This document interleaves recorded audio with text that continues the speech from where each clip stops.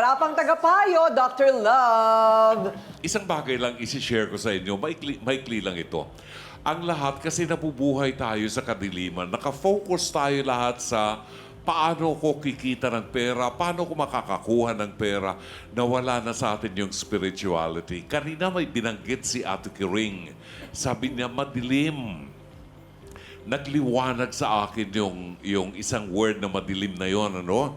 Nabubuhay tayo sa kadiliman kasi wala ang liwanag.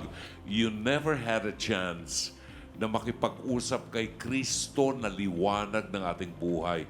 Let Him run our lives. Isuko natin sa Kanya. Pag kay Kristo, isinuko natin ang buhay natin, lahat yan magkakaroon ng solusyon. Kasi mawawala ang galit. Hanggang nandiyan ang galit sa puso nyo, walang solusyon. Look at Corina Sanchez. Pag nagsishare siya, nagbabahagi siya sa atin, yung liwanag ng kapayapaan ang ibinibigay sa atin. Ano? Mahalaga po yun. Ibalik natin ang Diyos sa buhay natin. Ay, Ate ang Corina. ganda. Ang ganda. Kasi kapag hindi na kaya ng tao, kanino ka pa pupunta, di ba? Parang wala na kayong mapuntahan, kaya nag-uupa ka na kayo eh. So siguro kung idadasal na lang natin, baka meron pa tayong maisip na solusyon. Okay, so si Doc Camille, sa ganitong sitwasyon, paano ba mapapagaan ang mabigat na dalahin?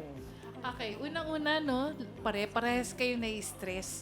Kaya kung may mga sakit kayo, lalong lumalala yung mga sakit na yan.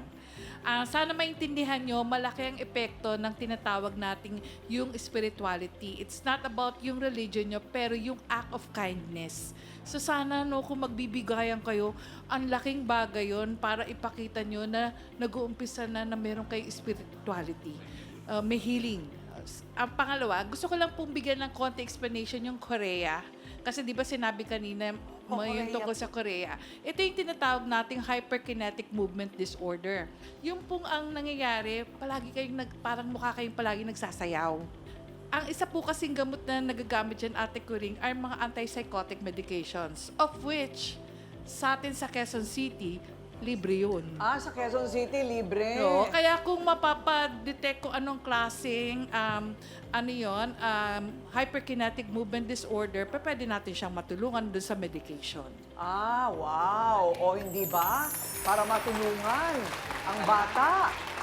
Attorney Jimeno, paano naman natin susolusyonan yung tungkol sa karapatan ng kwarto na nasimulan mo na kanina na technically siya ang nagpagawa, siya ang may-ari.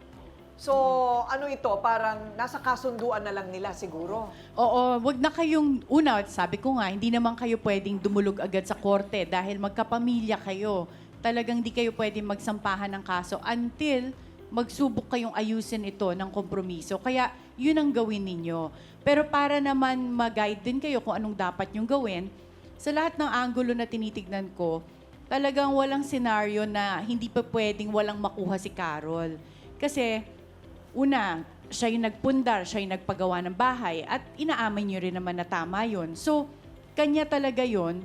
At sa totoo lang, pwede ka nga niyang paalisin doon, Esmer, pati yung mga pamilya mo, kung kanya talaga yun. Pero, ang hinihingi niya na lang yung isang kwarto, so sana mapagbigyan niyo na siya doon bilang yung taong nagpagawa ng bahay.